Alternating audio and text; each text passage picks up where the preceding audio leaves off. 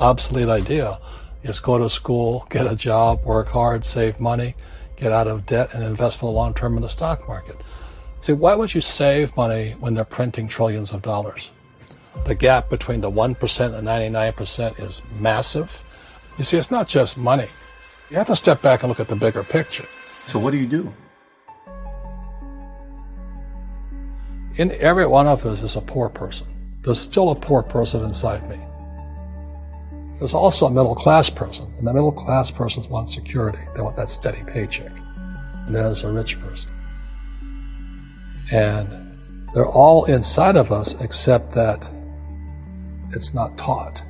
You're taught to go to school, get a job, and get a paycheck. You're not taught how to get rich. If you read Rich Dad, Poor Dad, my rich dad refused to pay me. He said the paycheck was one of the most damaging things you could take in your life. He says the moment you take a paycheck, you're an employee, and that's the mindset. So my rich dad never paid me. It drove my poor dad, government employee, nuts. You gotta pay people, you gotta pay people. And rich dad was not saying that the paycheck was bad. He says he didn't want to be a slave to money. So as an entrepreneur, if rich dad folded, I just started another company. I don't need a paycheck. I don't need anybody to take care of me. If my government doesn't like me, I move to another country because they need entrepreneurs there. So the entrepreneur is not so much the business. The entrepreneur is really the mindset and the skill sets and the different set of rules. You see, I don't operate, small business does not operate in the same rules as big business. Entrepreneur is a mindset first, a skill set, and rules. And depending upon whether you're an employee or a small business, the rules are different. The mindsets are different. The skill sets are different.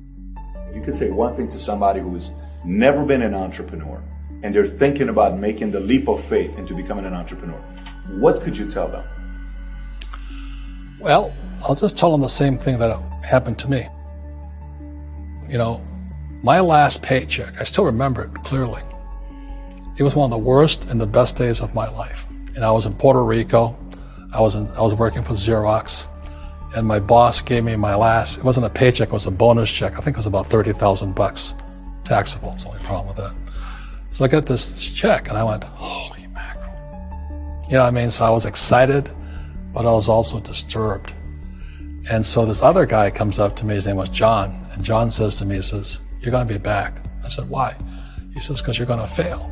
I looked at him and said, look, few expletive words, because that's what he did. He left Xerox, failed, and he came back. And I said, look, you failed and you came back, but I'm going to fail and I'm never coming back. And that's the attitude. Do you know what I mean? If you say, well, if I fail, I'll go back to mommy and daddy, then that's what you'll do. So if you fail, that's when I became an entrepreneur, because I had no money. I had no money for years. I didn't have a paycheck. But that's what my rich dad encouraged me to do. He says, when you don't have this paycheck, you get hungrier, smarter, and it's a test of your character. Will you become a crook? Will you become dishonest? Will you cheat and steal? Or will you become a better human being? So really, that's the benefit of becoming an entrepreneur, is you really find out who you are when you don't have anything.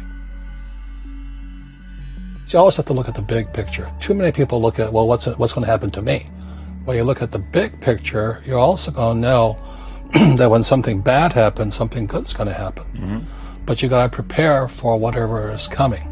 If you think next 20 years will be like the last 20 years, you're going to get creamed. When you and I go to the supermarket and we buy a carton of milk, we always check for the expiration date. But most people do not check for the expiration date on their brains. Instead of get out of debt, I get into debt. I just refinanced $300 million in debt.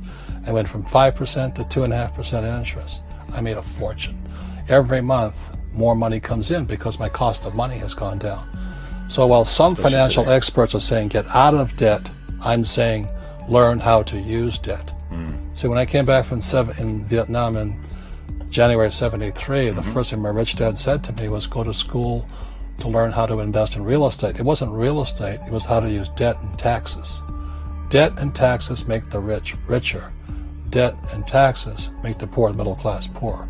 So all the rich guys who are doctors and lawyers or, those guys, they're getting creamed. And they don't know why. Doctors are getting creamed. Oh, yeah, they're making more money, but the take home is less. Sure. My doctor just yelled at me. He's happy. He says, "Oh, guess what? I finally made $1 million." And I said, "Yeah, this was just 3 weeks ago." And so I said, "Yeah, well, how much you pay in tax?" He says, $750,000 in taxes. So his net was about $400,000. That's not bad. But when I make $1 million, I keep $1 million. And the reason is because I don't make it by working for money. See, if you work for money, you're taxed. So that's why lesson number 1 in Rich Dad, Poor Dad is the rich don't work for money. What we do instead is we create businesses as entrepreneurs. We acquire real estate. I don't invest in the stock market. Okay? So the reason is because as entrepreneurs, I have more control over my income, how much I make, and how much I pay in taxes. And because I'm an entrepreneur as well as an investor in real estate, I pay 0 tax. So every time I make, let's say, $1 million as an entrepreneur, I immediately invest it in real estate. I have a 4-to-1 step up. So I put $1 million in real estate, I get $4 million from the bank. That's why I love banks. But the banks are screwing everybody else, terrible. But it's good for me.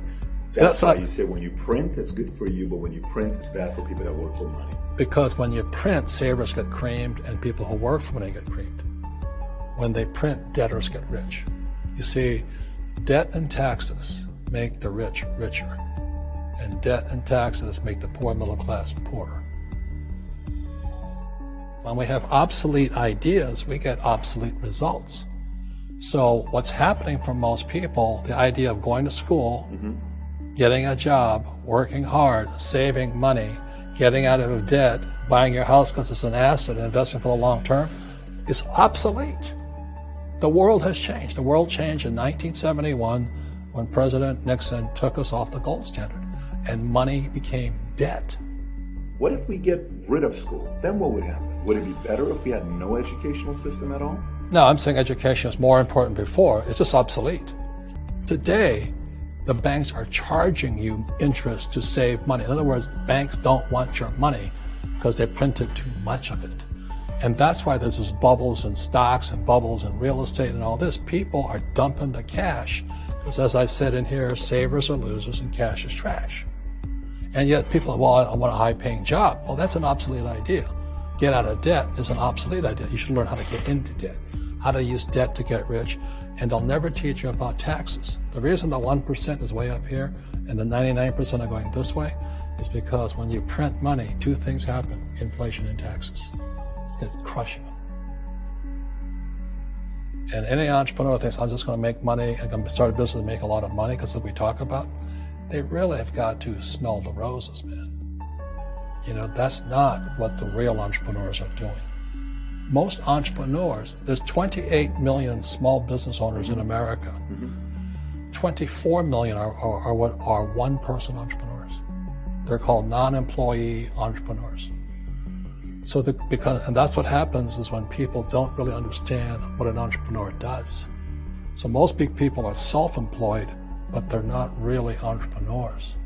The self-employed pay the highest taxes of all, and nobody tells them that. Yeah, it's also called the entrepreneurial spirit, but what we were actually talking about was there's no such thing as a bad economy. There's the external, you and I, we all have an external economy, but we also have an internal economy, and the willpower is to change our internal economy. So for me, I can see the good and I can see the bad, and I don't really give a damn, because I'm going to be rich anyway. But a poor person with a poor personal economy, all they're going to see is a bad economy because they don't know how to make money in any economy. And a middle class person, they have a middle class economy. What they want is a nice house, a steady paycheck, and the job and the car. And so when you take their job away, to them, that's disaster. Well, since an entrepreneur doesn't have a job anyway, it's no big deal. So all I'm saying to people, and it's what Bucky Fuller taught me, is always 2 sides. You know what I mean? Unity is plural, at minimum 2. So if you think the economy is bad, it's because your economy is bad.